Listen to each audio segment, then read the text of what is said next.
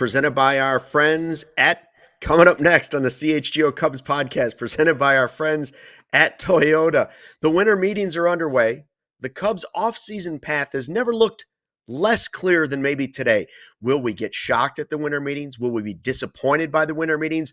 Or will we be thrilled by the winter meetings? Plus the end of an era on the north side. CHGO Cubs next.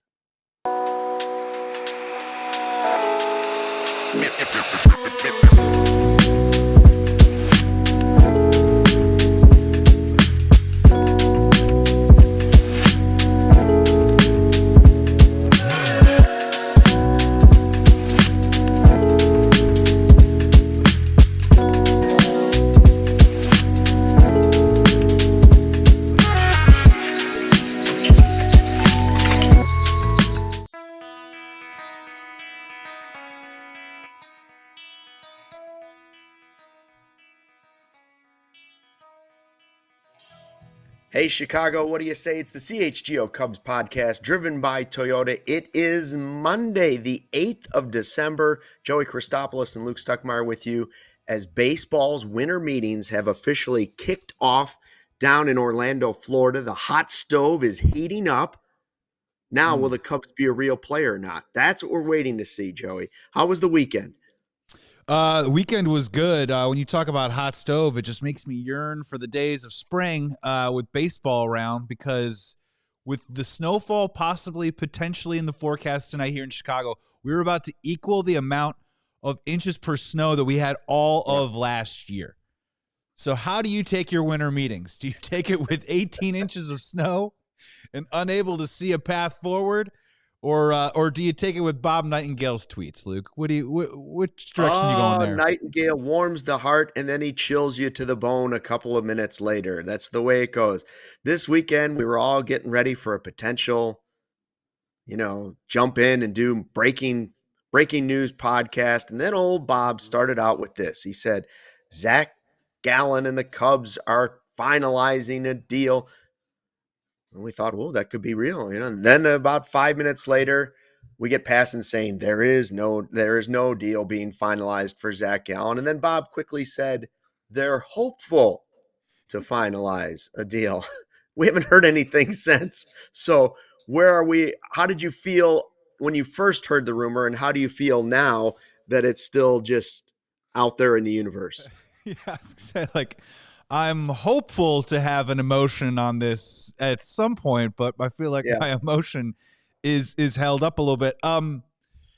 So a couple things, like the first one that came down the pipe for me was you saw the price tag, and it looked like what Bob Nightengale was at least tweeting at the time. And that's what we're going to stick with, because again, that's not reality. Zach Gallen is not a Chicago Cub right now, nor has there been any reports about it really since then, other than people just commenting on this tweet that went out. It was 4 years, I think around $22 million. And my first initial thought was, when you start to look at it, the Shota Imanaga qualifying offer for $20 million isn't really that far off of what the market price is for a guy that you would consider. And I would put Zach Gallen in this category. Probably not a 2 at this point in his career. Definitely a little bit closer to a 3-4. And the 4 years is what jumped out to me, Luke, that they would want to commit that kind of dollars to a player that is coming off of by far his worst season. A player that only 2 years ago, 3.47 ERA, jumped up to 3.65 last year, jumped up to 4.83 this past season with 31 home runs allowed. There's a lot of numbers here that aren't scaring me, but also giving me pause that this could possibly be a player on the decline. So that was my first thought, Luke, was I was confused. A 4-year deal for a player that might possibly be on the decline, when we have heard other names that even if you like them or not as a Cubs fan, you can at least say this person maybe has a potential, like a Michael King. If a Michael King can stay healthy, he has a higher potential. If Tatsuya Amai comes over at 27 years old and converts over to the major league game, he has this type of potential. The Zach Gallen hire to me felt like a flat of the potential with a possible chance to dip. What were your thoughts? Yeah, I mean, it's like Merrill Kelly, Zach Gallen, they're kind of in the same boat. They're older pitchers. Zach Gallen has shown you he can be really, really good, but you were just stating the numbers. Are his better days behind him? I don't think it doesn't seem like this is one where the Cubs could say, oh, all we have to do is cut his fastball a little more, or make this slight adjustment, and we're going to turn him back into that guy. It seems like there's a noticeable decline in his performance. So is he more of a very expensive Colin Ray depth? Is he? I don't know. I don't see him as the one or two that we've been talking about. Like you said, we keep saying they need a frontline starter who's going to throw hard. Does Zach Gallen fit that bill? No, not really. He's a name that we know around baseball. So maybe it would excite me.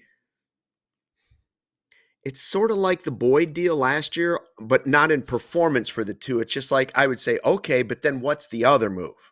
Right? That would be my feeling. If you're signing Zach Gallen, great, but what's the other move? That doesn't really go with $22 million a year for 4 years. Those two things don't really line up. I would rather see them go in another direction. I feel like Zach Gallen would be I don't want to say booby prize, but he would be well, this is what was left. That's how I would feel about it. So when I saw it come out that he was going to be their first big move, I thought, this seems a little early for this guy. Yeah, and Travis McKnight here, 99 in the chat. We'll give him a Toyota Super Chat. Let's throw one of those out there. He agrees with you, Luke, where he says Gallen feels like a plan C or D, right? Yeah. And I think that's what you're illustrating as well. And look, let's dive a little bit deeper into the numbers, because sometimes you can't say, well, maybe a guy did have a down year. And like you said, if you put him in the pitch lab, can he maybe refine what made him a Cy Young candidate 3-4 seasons ago? But there are a number of different metrics that scare you. Like, first of all, his barrel rate skyrocketed last year from 2024 at 7.4% to 9.7% last year. The strikeout rate, which has always been good in his career at 25%, went down, though, to 21%. And then the walk rate. Now, when he was at his best, when they said, wow, Zach Gallen maybe could be a top 5 Cy Young candidate, his walk rate was always between the 5.5 to 6.5. Last year jumped all the way back up to 8.7. So there's a lot of numbers here, peripheral or otherwise. And even at post All-Star break, he was a little bit better with a 3.97 ERA. But again, to your point that I think I'm in agreement with, Zach Gallen feels a little bit more just like a guy, right? A guy that will be durable, that will probably give you those 160 to 180 innings. But again, don't we already kind of have that? Aren't we kind of throwing more at the pile of being really solid? Aren't we getting more solid? We're just adding another Jameson Taillon. Are we replacing a Jameson Taillon contract who's will come off the books in a year with a Zach Gallen type? That's what it feels like. And I think for Cubs fans, especially myself, that I think we're pretty good on the solid. We're just looking for a little bit more impactful. And I don't know if Zach Gallen fits that bill. Listen, I don't disagree with the theory of you can never have enough starting pitching. If that's what you're going to tell me, that you're going to add Zach Gallen, but you're also going to add somebody else, then I'm more interested in this deal. Like if you were to tell me, hey, you know what, in the postseason when you didn't have anybody to pitch and you were like, who are we going to throw? What are we going to do?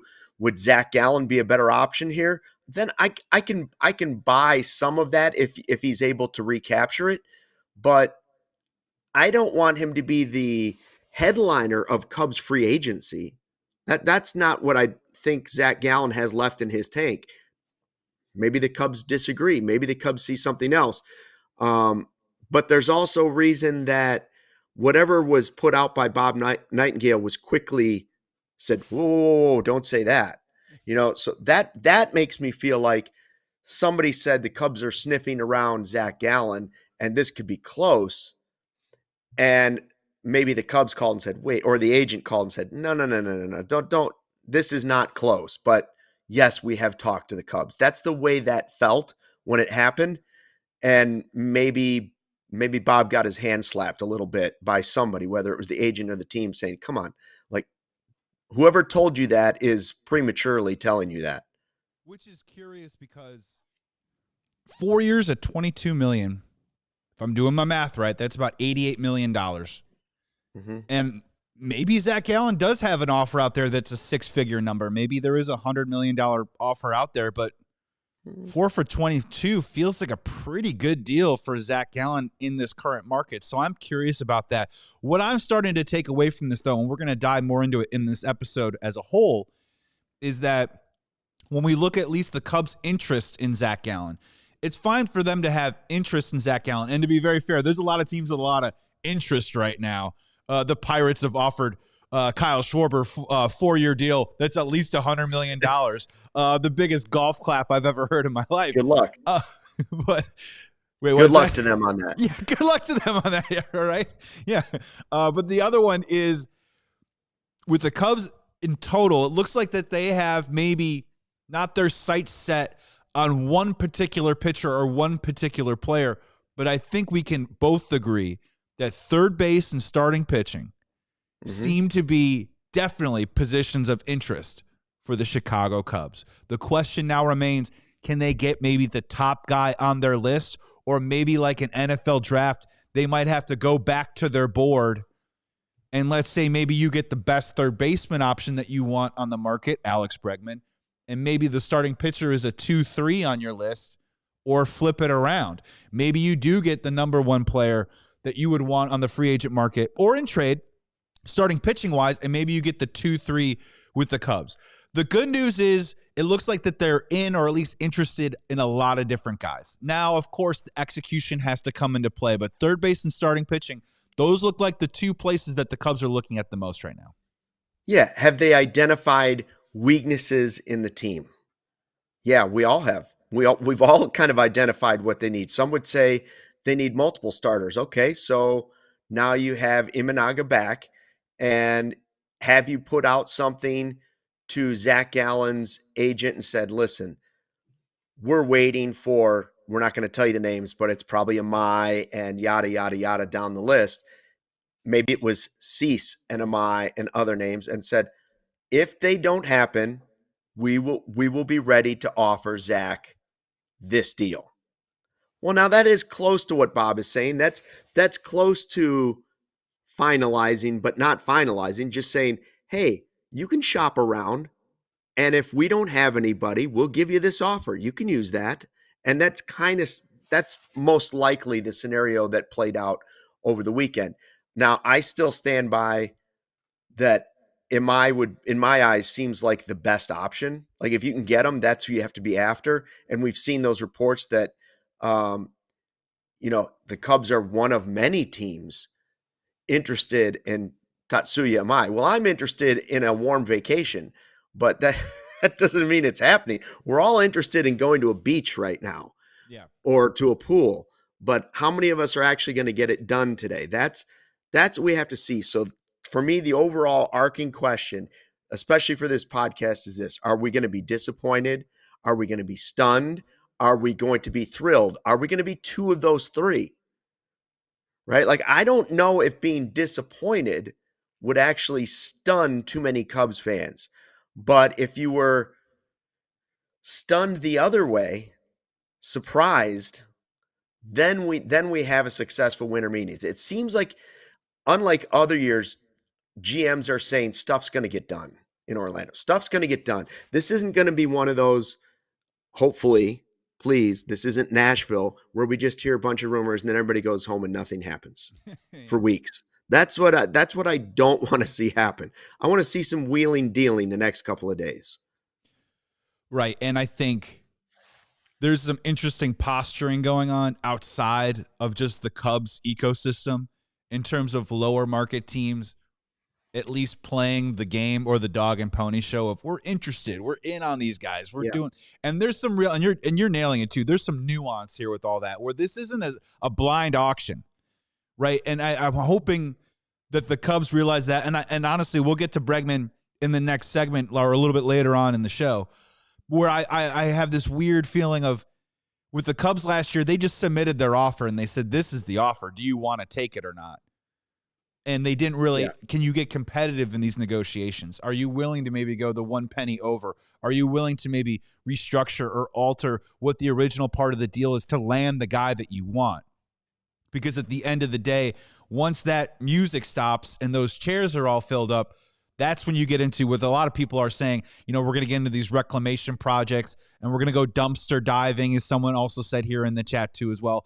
I'm not willing to necessarily go there with the Cubs, but again, we've seen this before of you don't want to end up not just in second place, but third, fourth, fifth place in terms of the bidding for a player, because then that can also affect how you attack other players moving forward. So when it comes to the Cubs right now, I appreciate that they have interest. We all love the interest, right? But we have to see some actual action. You can't, what is the phrase? You can't confuse activity with accomplishment. I think this is what it is. We need to see accomplishment between starting pitching and an impact bat. And that's what's going to be important for the Cubs.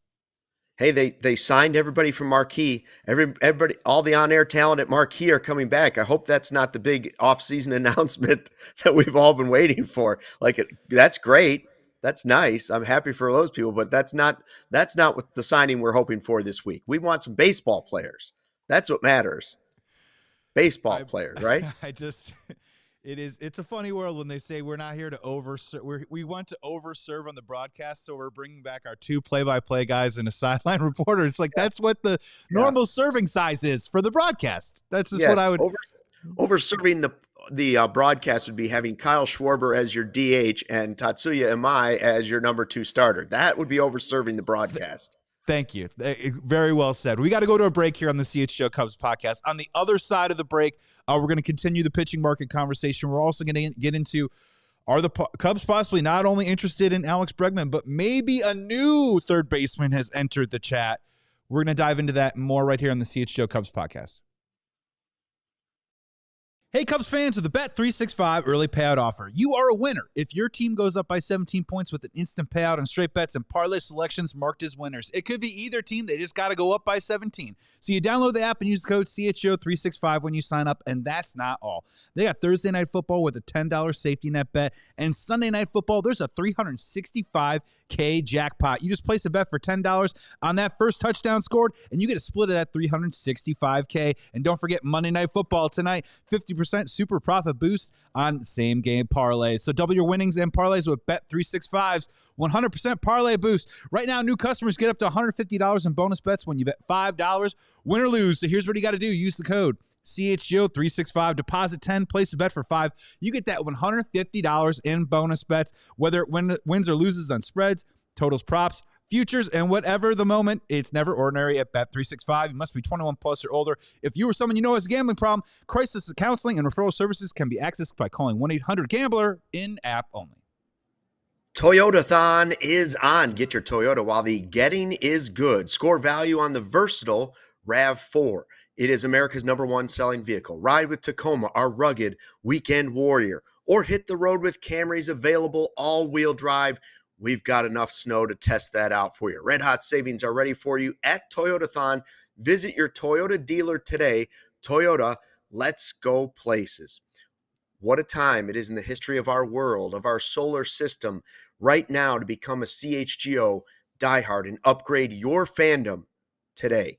Get access to our exclusive written content, a free t-shirt, plenty of discounts on future merchant events, plus access to the exclusive CHGO Discord Lounge, where we all hang out in our PJs and talk Chicago sports and so much more. Some of us in velvet robes. Go to allchgo.com for the latest information on how you can join the thousands of CHGO diehards already in our community. Coming back on the CHGO Cubs podcast presented by Toyota, Joey Christopoulos, Luke Stuckmeyer. Thanks everybody for hopping into the chat. Before we get back into baseball talk, we got a fun little holiday surprise here. We got a holiday exclusive. We have some brand new wonderful hats, new styles. This came in from ALLCITY Headwear. Wear these in style right now. We got a Chicago Bulls one right there. We got a Blackhawks one. Do the classic CHGO. Beautiful hats, great fitting. Head on over to allcity.com to check that out today. You got one of those on right now? Wait, you got a different one on? No, this is just camo. I really like the Bulls one. Now, if we could just get them to be serious about playing basketball. Yeah. Seems like an easy ask. It was a tough. I heard about Matt Peck on CHGO Bulls blowing his top before. I maybe had seen it in different videos, but to be like 10 feet away from it last night was incredible. 7 in a row they've lost. It's brutal. Hey, weren't they 5-0? 5-0, is that what it was? Yeah, those were the good times. We're back, baby. We're back. Like 4-5. Not to Those play were the games good with times. you. Just to lose 7 in a row. Yeah, no, the hats are pretty sweet. I like those. I think all the branded Bills hats are pretty nice. The Hogan Johns one is nice too. Yeah, and they had 2 different styles too. One has like one is more of a little bit more of a golf style that provides you a little bit more head. One's got the cable there. A little more air, a little more ventilation in the head area, and the other one's a little bit more for a night out on the town. But yeah, those are beautiful hats, like really good. Our CHGO calligraphy's on there. It's solid. Get one for the wintertime. Keep your hat warm. Keep your head warm. Yeah. Have a good time. I like it. Yeah. I like it. Hey, by the way, this is our Taking the Temp segment. Your trusted local experts, Four Seasons Heating, Air Conditioning, Plumbing, and Electric. Visit fourseasonsheatingcooling.com for all your special offers and money-saving coupons. That's fourseasonsheatingcooling.com. We're checking the temp or taking the temp on the Alex Bregman rumors again. All right. So as you mentioned, it does appear that the Cubs have identified pitching and third base, and we'll get to more of the pitchers in a second. But Bregman's definitely a bigger story than some of the pitchers that are, I think, being mentioned, unless they get a MI.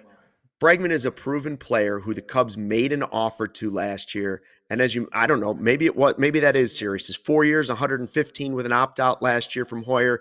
Serious? Well, at least it shows that the Cubs were interested. At least it hit over $100 million. He ended up choosing 3 for 120 with the Red Sox instead. So now the question is, if they're digging around, as Patrick Mooney and Sahadev Sharma are telling us, which I trust both those guys, A, what's the thinking behind the philosophy at third base? And B, what are they really willing to do? Like you mentioned, are you willing to get creative? Are you willing to do opt-outs again? Are you willing to do deferred money? Like that's been a sticking point and stuff. Are you willing to go a little bit higher and do some deferred money till later? I don't know, but I think we can all agree that third base is one place that could use a little more certainty. That doesn't mean they don't believe in Matt Shaw. It just says Shaw can still be a big part of the team even if you do add more certainty at third base. Because Shaw could play all the time, a la Ben Zobrist, at multiple positions. You know, he could be your super utility guy. Bregman is also a Gold Glove third baseman. It's not like you're getting a bad third baseman in Bregman. Yeah, and the part about it that I like when it comes to Bregman is if you want to get him off his feet a little bit more, he had quad issues last year, well documented. You can put him at DH on days when, whatever, you want to find out with Moises Ballesteros or whatever you want to do in right field. You can kind of mix and match there. You can play Bregman a lot at third base. You're right. Shaw becomes your super utility infielder. And it does create an interesting set of dominoes of what the future of the Cubs infield might look like in the years to come.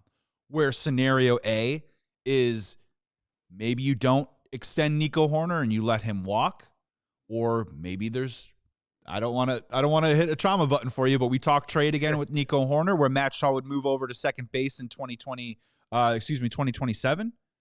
There's another scenario that I don't think a lot of people are thinking about of Matt Shaw goes to second, Nico goes to short, and you begin to find your way out of the Dansby-Swanson relationship after this coming season with a year or two left on his deal. And then the part that I like about it the most is let's leave the outfielders alone for right now and a certain DH that we mention on the show all the time, but I don't want to mention right now. When we strictly look at the third base options, I think Alex Bregman is the best one out there. And in terms of third base, he's also the closest, Luke, I think that can at least approximate the production that you're going to be losing from Kyle Tucker. It is really funny that if we do bring in Alex Bregman and he's the guy to replace the production for Kyle Tucker, I guess we'll have a really fun what if Bregman and Tucker were on the team at the same time. We'll never be able to tell that story, right? But if you want to talk about a guy who we did it on last week's show, if it is Michael Busch hitting leadoff, if it is Seiya Suzuki hitting second, what does 3, 4, 5 suddenly look like? Alex Bregman now quickly slides into that 3 or that 4 spot and provides serious protection for a couple players that still need some development on this team, and a guy that's going to give you a great professional bat, a guy that can get on base, a guy who's doesn't chase, doesn't whiff a ton, guy who squares up the baseball. I don't know what his power numbers are going to look like, but at the very least, he can be a double gap-to-gap type guy and provide you that kind of run production that the Cubs are going to sorely need, and a veteran bat in that lineup. So it's not that I'm wildly into Alex Bregman, but I do think that he would be a thumbs up if the Cubs were to sign him. Agreed. Is he an A-plus addition to the team? Well, I think you'd be going a little far on that end. But I was thinking, but right before you're saying, I was thinking the same exact thing that we've been talking about with the Tucker thing. I don't know that he replaces Tucker. What he does is he splits the uprights. He splits the uprights between first half Kyle Tucker and then replacing the production of playoff Kyle Tucker, right? Like, we don't need to worry, we don't need to worry about replacing the guy that was there in the second half and also in the postseason. You need to replace the first half guy. So Bregman is a player that is not going to take you to the heights of first half Kyle Tucker. But maybe Schwarber can if you do that deal. And if you're not going to do the Schwarber deal, which we don't hear the Cubs mention with Kyle Schwarber too much at all. You know, when the Pirates are the name of a team, when we're hearing Pirates and Reds more than we're hearing Cubs, I'm going to suggest that, boy, they'd really have to be hiding and lurking in the shadows to pull off this Schwarber thing. So I don't think the production offensively is going to be impacting the Cubs offense like first half Tucker or like Schwarber, but I do think it impacts it more than just Matt Shaw playing third base next year. I think there's more certainty with him there, and you're not hurting your defense at all either. Like, he's a really good defensive third baseman. So it's not an A++ move if you were to sign Bregman, but I totally understand why the Cubs would be maybe poking around and revisiting this many times, because I think at the end of the season, when they looked at it, they probably said to themselves, man, what all the fans were saying, were we a starting pitcher and a Bregman away from this? Were we to at least being in the NLCS? I feel like if you had Bregman and one more pitcher, do you move on and beat the Brewers?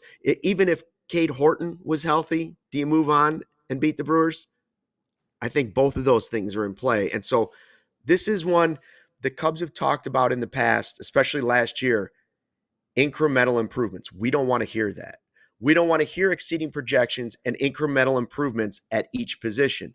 But this is one where clearly the Cubs could very easily make an incremental improvement at third base, and the trickle-down effect could be substantial. And so that's why I'm into at least listening to the Bregman talk. Right, and it helps insulate a couple of the things that I think maybe Cubs management is leaning towards doing. And I say leaning towards as not an absolute, not is going to happen, but maybe they're thinking about, maybe we should give Moises Ballesteros and Owen Casey somewhere between 300 and 350 at-bats next year. Maybe we should try and develop one more young player and give them a little bit of that transition run-up year that Amaya got, that PCA got, that Matt Shaw just got this last year. The other part about it, too, and I know Cubs fans don't care about this, but maybe they'll care about it in late July, so it's hard to think about it right now when there's snow on the ground. But Alex Bregman is also a leader, and he's a widely renowned great clubhouse guy. And I know Cubs fans are saying right now, I don't care about that. I just care about the numbers on a sheet of paper and how are the Cubs going to get better. But if you look at it from that perspective, they do bring in another guy, which is already a really strong room. And you have to ask yourself, Alex Bregman is also a guy who isn't a streaky hitter. He is pretty even keel playing, at least in terms of solid production, and will give you a good at bat and square up the baseball. And it wouldn't be a bad thing to have that kind of guy in the lineup when maybe some other guys in this lineup have a tendency to go like this all the time. And if you can't put a quantity on that intangible that is leadership, maybe adding that to the mix also can continue to help a player like PCA and on the field, maybe help quell some of those moments when some of these guys are slumping the way that they are, if he's a guy who's going to be a 3, 4, 5 hitter for you. The part that I want to figure out, and we're going to take a break, but on the other side of the break, we're going to figure it out, is I want to ask you, Luke, and I want to ask you in the chat. Let's just keep dreaming just a little bit here.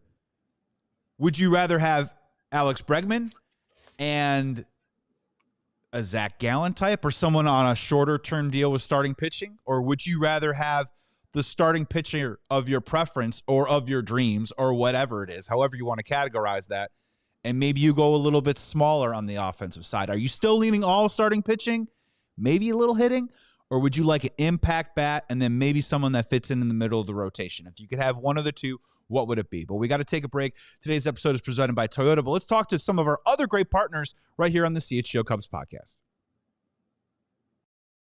Hey, we want to talk about our friends at Sunnyside Dispensary. They are here to elevate your football season. Sunnyside, it's your home for judgment-free cannabis shopping. They have a crazy selection right now with over 100 different strains to choose from, with easy online ordering and in-store pickup. So wherever you are in Illinois, Sunnyside has a location for you. That's right, they got spots as far south as Champaign and as far north as South Beloit. So stop on in today and talk to their wonderful experts for the guidance that you need. Head to the website right now for Bright Buys every day, including 50% off your first 3 online purchases. All you have to do is enter the promo code HICHGO when you check out to qualify, or for returning customers, use the code CHGO.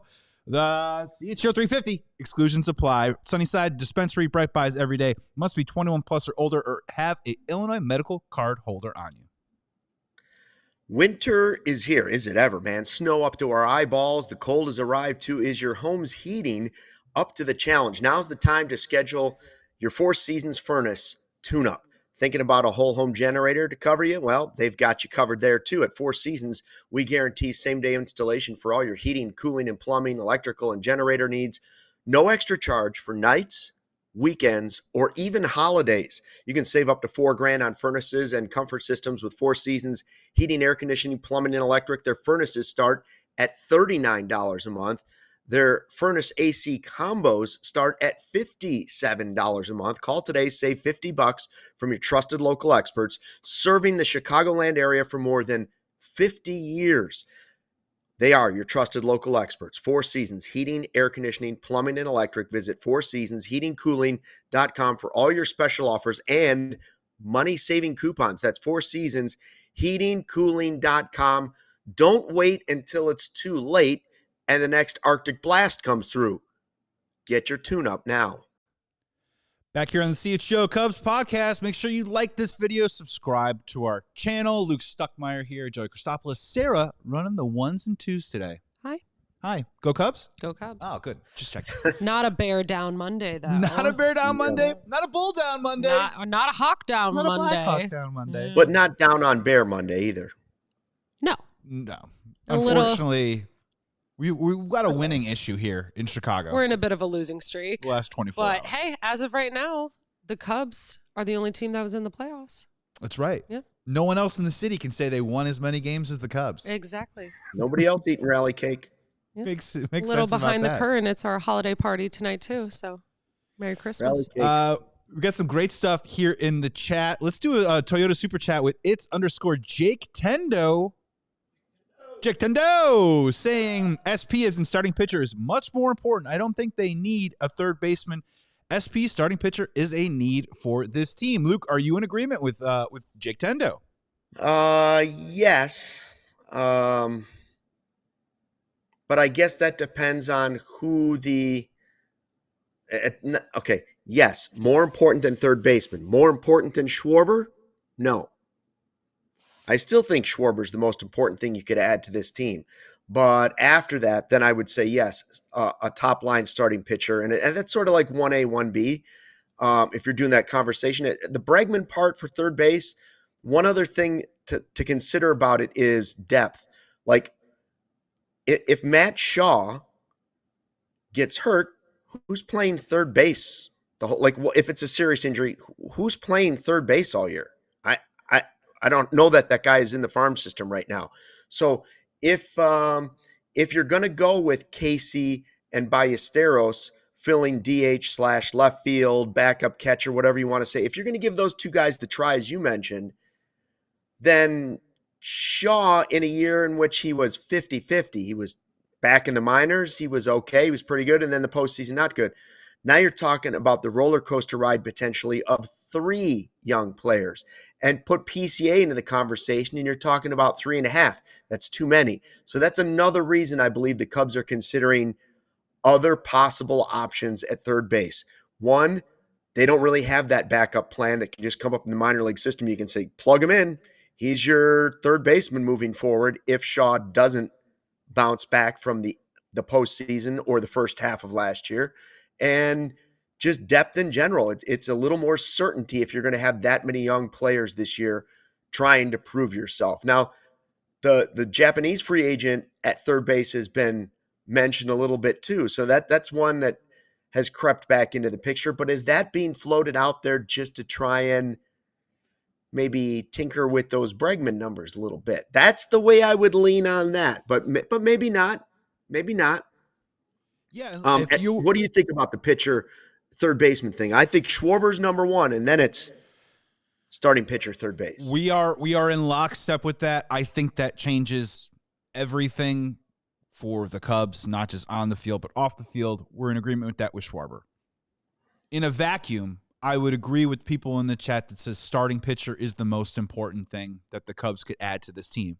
My only caveat to that is unless it's coming from a trade, I don't know if the juice is worth the squeeze with the remaining options that are out there right now that would make me want to prioritize who's left on the market. I think us here on CHGO Cubs, I think we were Dylan Cease fans because of the age, because of the pedigree.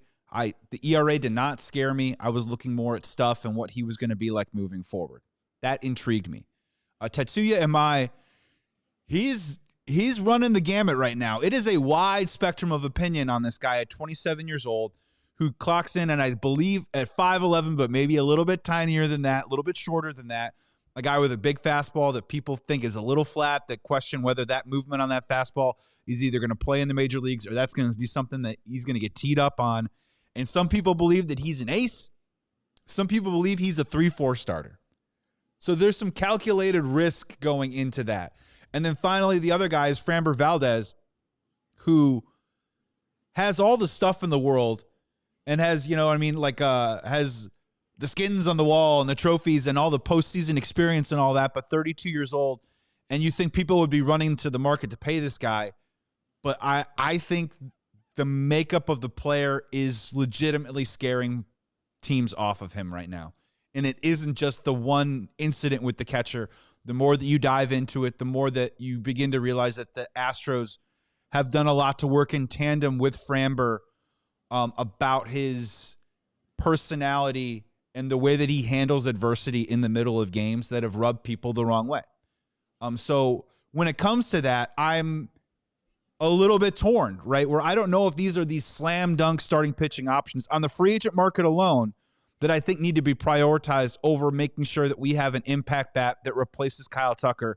And again, just protects some of these other guys. Because look, at the end of the day, I want Pete Crow-Armstrong at the end of next year to put together not a 162 game season, but whatever number that he plays, 140, 150. I want to look at him and be like, this is a guy who's coming very close to being a finished product. That we know month in and month out, we can count on this guy. I want that for Pete Crow-Armstrong. I think to do that, I think you have to add a little bit more around him to protect him, because what we saw last year is that when some guys went down, he would try and do too much. I don't know what the future is for Seiya Suzuki on the Chicago Cubs. So adding a bat, I think, is just as important. And I think Bregman is just right up there on that list with some of the other starting pitchers available on the market right now. So I'm a little bit torn. I think you do need that offense. And I think there are enough guys in the middle of starting pitching that you can get both somehow. Yeah, I mean, the true answer is it depends on what players you're talking about. Overall in a position, are you looking at it and saying starting pitching is a major need? Third base, they have someone that's young, that's not making a lot of money, that could be the guy you saw in the second half, and the playoff performance was just an outlier. He was a little overmatched in his first postseason. Yes, you can say that. But I also can look at it and say, would Bregman be a bigger addition to this team than Zach Gallen would be? Yes. Alex Bregman would be a bigger sign in the offseason than Zach Gallen.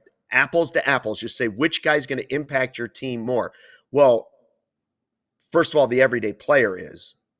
And second of all, I think Bregman is still closer to being that productive all-star top-end player than Gallen is. So it depends on the player. Now, if you say Gallen versus or Gallen versus what happened to Michael Mackenzie King? Gore? Yeah, where did Michael King go in all this? That question, maybe. Yeah. Right?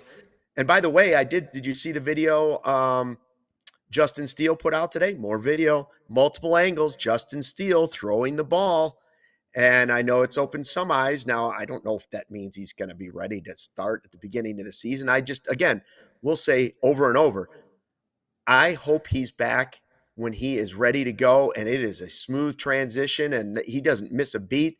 And I believe in the player. I believe in the person, but that doesn't mean I should count on that in the first half of the season or next season at all. That's the way the Cubs have to approach this.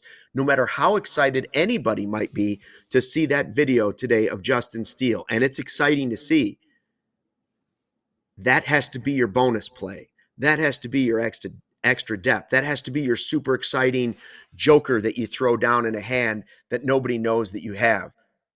It can't be what you're counting on. It can't be what you're counting on. So they still have to get a pitcher. If they don't get Gallen, then would I rather have Zach Gallen or Framber Valdez?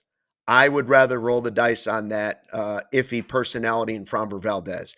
Like, I know what Plesac said. He said, if he's on my team, man, oh man, that's tough to see. But he can get a clean slate. And then the question becomes, is baseball enough like football? Like, we know that the talent is there for Framber Valdez. Do the Cubs need a CJ Gardner-Johnson, who nobody's been able to just kind of cool off? Do the Cubs need their version of AJ Pierzynski coming to the White Sox? AJ was a good player, and he just couldn't find it with the Twins consistently, the happiness. He couldn't find it with the Giants consistently, and then he got to the White Sox, and guys put up with it. They were winning. So if Framber's here, are you willing to deal with that personality like the Astros were? And he's just he doesn't fit their mix now. If I were to look at it and say they got a bunch of good guys, they got a bunch of happy, nice guys. Does it hurt to have that guy?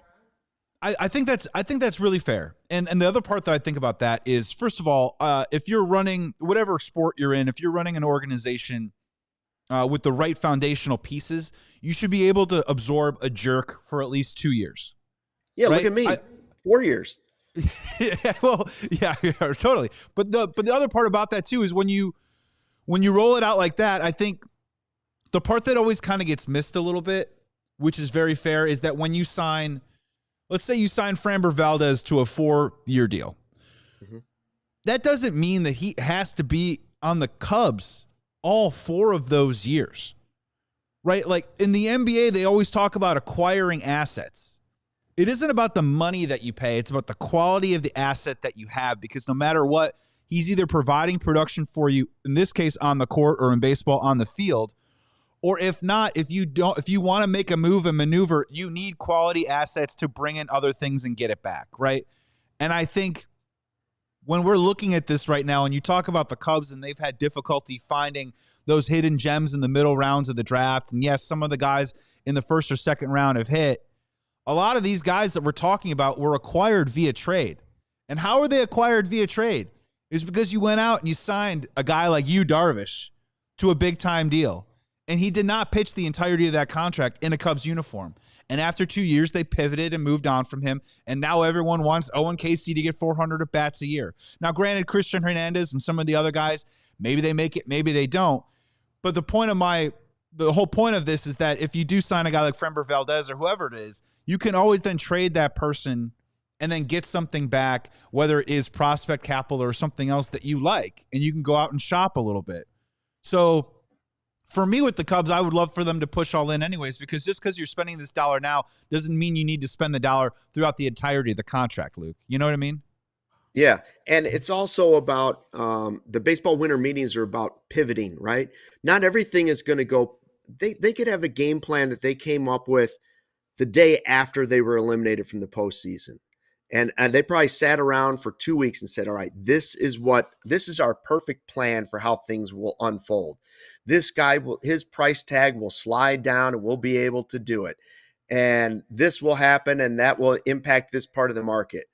So if it's not Bregman at third base and it's not Shaw at third base full time, does the rumor about Gino Suarez interest you at all? Does it interest you as much as Bregman? For me, not as much as Bregman, but again, it's about splitting the uprights a little bit. Like if you're not going in on the Schwarber power, would you be willing to go in on Suarez power as your DH? And now some of those guys in right field aren't getting as much playing time.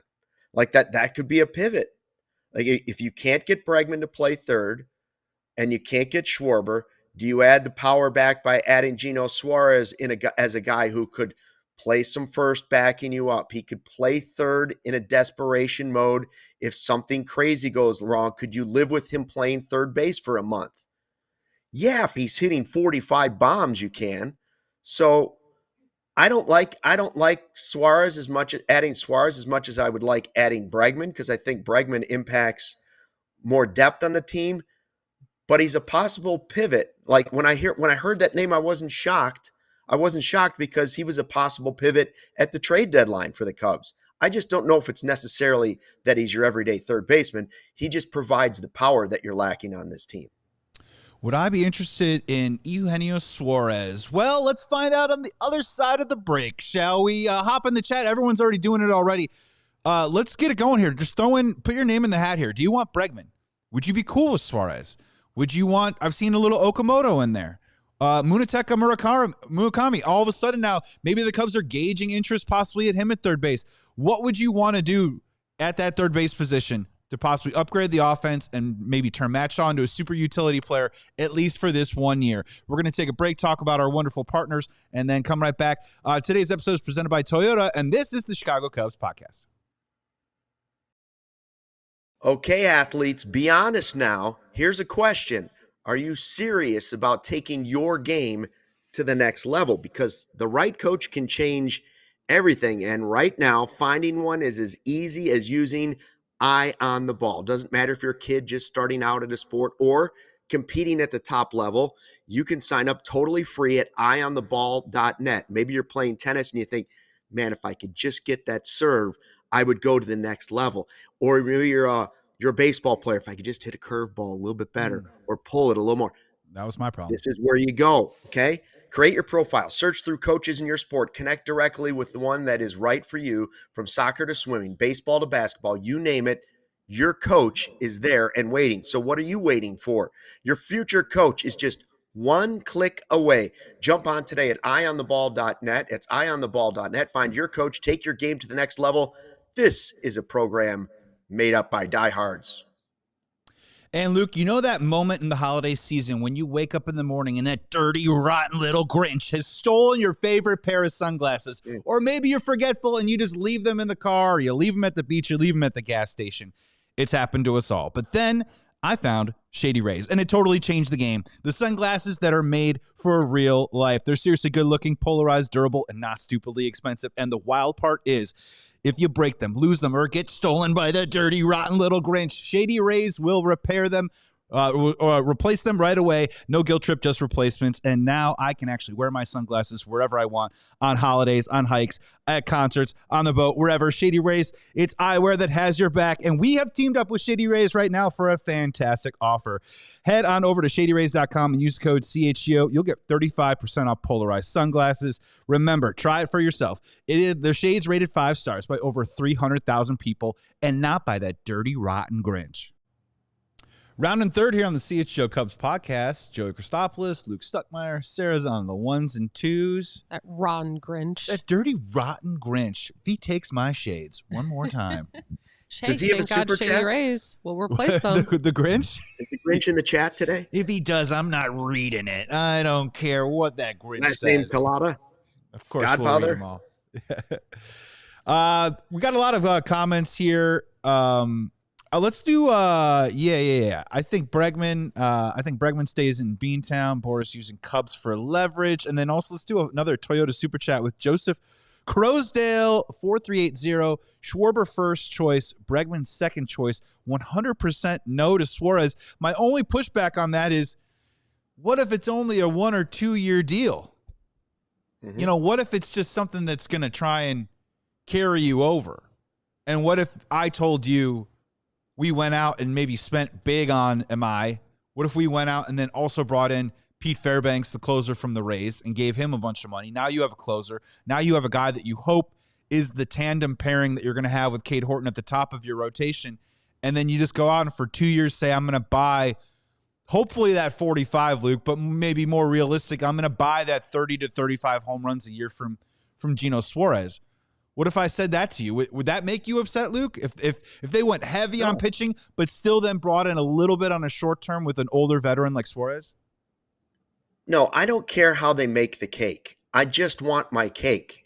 You know what I'm saying? Like, I don't care what you put in the cake. I don't care if it's gluten-free. I don't care if it's dairy-free. I want the cake to taste good, and I want it to be winning rally cake. That's what I want. I want you to show me you're interested in being a serious competitor next season for the NLCS and getting to the World Series. That's what we want to see. Do we really care what the plate is made up of? No, if you want to add a third baseman and you think that's how you can do it, great. If you believe you have to add one of the top 2 starting pitchers, great. If you think it's adding a closer, great. I don't care what you do. I'll probably have opinions on it, but that doesn't mean I'll be upset with the way you went about it. I want to see this team go from being a B to an A. I want you to beat the Brewers. Beat the Brewers and go to A class in this division. And you're going to have to do it by improving some of those spots on the team, not by standing pat, not by hoping that just young guys are going to get better. You're going to have to make moves. So if you're telling me Gino Suarez is one of the ways to do it, hey, if you're telling me Gino Suarez is this year's Justin Turner with a little more money and a little more flexibility, well, yeah, then it's a no-brainer. If you're telling me he's your bench off your bat and your occasional DH and your occasional third baseman, and he's a way more expensive version, but not many years more than Justin Turner, well, then I'm willing to listen to it. I don't know that it's my favorite plan, but it's better than just standing pat and saying, let the kids play. Oh, 100%. And this is a guy with big-time power and, more importantly, right-handed power. And if we want to get into the win game at Wrigley Field, it seems to play a little bit more for the right-handed hitters than it has been for the left-handed hitters, at least like the last couple of years. So put Gino Suarez there. He's hit there. He's hit some bombs. He's hurt us before in Wrigley Field. I think he hit 35 against the Cubs last year. 35 home runs is what he finished with. 35 alone.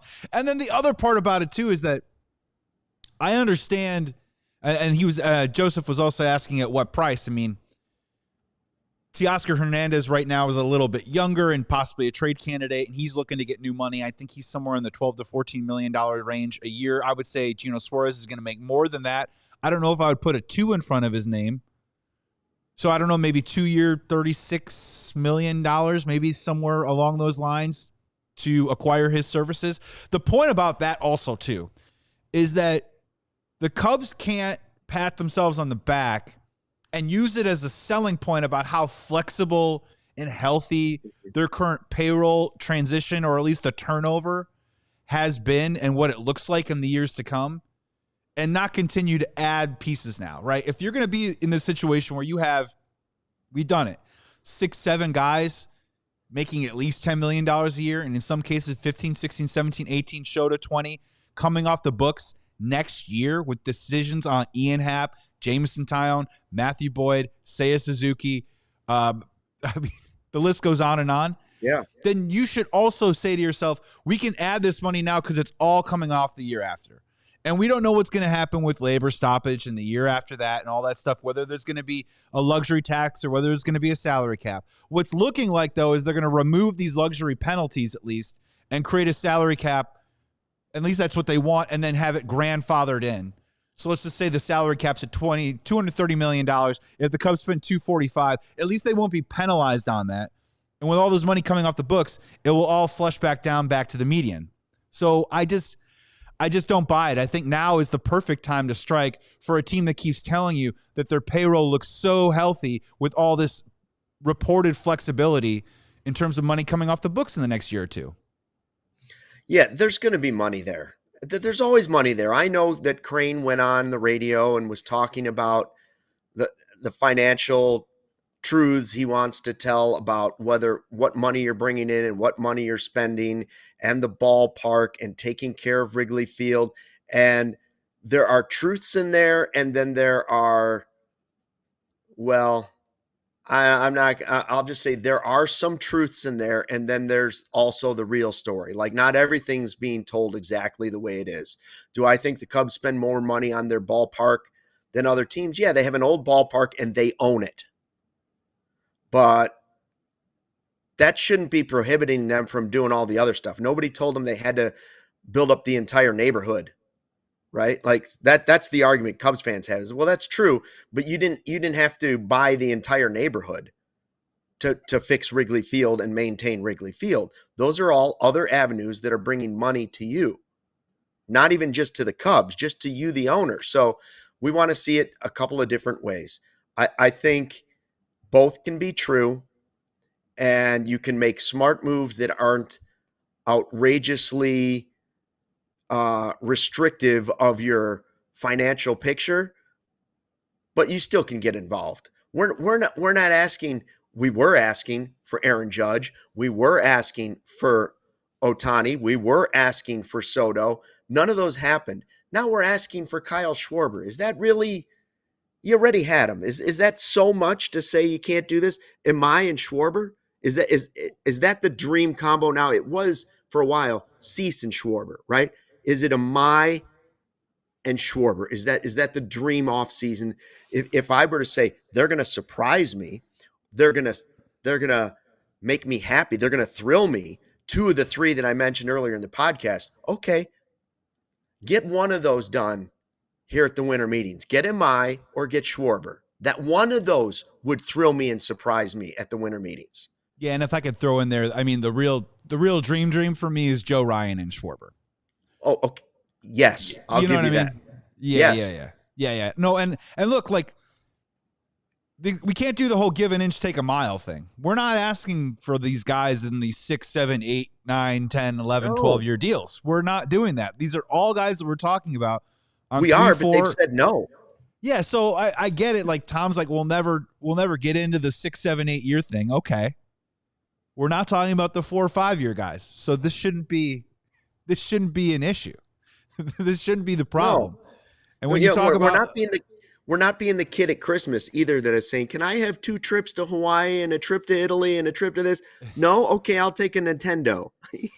That's not the game we're playing. No, all we're asking for is for one or two nice presents from Santa Claus. A 35 home run present. That's all we're asking for. That's all and also want. Like, and I get it when people in the chat also were saying, so-and-so's deal isn't going to age well or whatever. It's like, okay, I hear that. Whenever you sign someone to a free agent deal, unless his name is John Lester, and I've been watching sports a long time, it is almost next to impossible for that player to deliver on the promise with his production of the amount of money that he makes every single year of his deal. Mm-hmm. It just doesn't happen. But if you're telling me Alex Bregman with a 4-year deal gives me 2 years of Alex Bregman type baseball, and the Cubs compete for a National League pennant and maybe a World Series, I think you tell me that it would be worth it if that 4th year isn't exactly up to Alex Bregman's standard or up to snuff of what we would expect from the type of money that he was making. It just rarely works out like that, Luke. It does. And there's risk in every move that you make, whether it's going to be a trade or whether it's going to be spending some money at the winter meetings or in free agency. There's always risk. But if you don't take any risk, what's the point of even having a franchise? Like, I don't want to be stuck in good. Great that we've gone from bad to good, but I don't want to be stuck in the land of good too long. I want to be in the mix with the other teams that are really in it. The Cubs were good, and they were one win away from the NLCS, but I would say they were still a healthy distance away from being a great team this year. There were glimpses of it, and that's why we're saying, okay, make those couple extra moves. Move some things around. Take what you were thinking you might have given Tucker when you made that deal and swing for it again. Maybe this time with your pocketbook. Yeah, when you trade the Cubby core, this is what you're pushing towards. This is what you've been working towards this offseason. You won 92 games. You won a playoff round. You've got a really solid foundation mixed with young players and veteran players.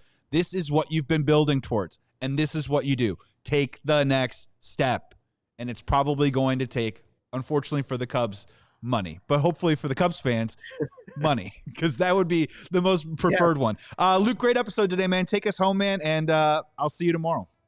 I will leave you with that same question I was asking at the beginning, and you can tell us on social media today and tomorrow what you think. Well, maybe we'll ask Justin Roman again tomorrow. The winter meetings are here. The rumors are out there. The hot stove is heating up. When it's all said and done by the end of this week, will the Cubs leave us disappointed? Will they leave us surprised? Will they leave us thrilled? One of the three? None of the three?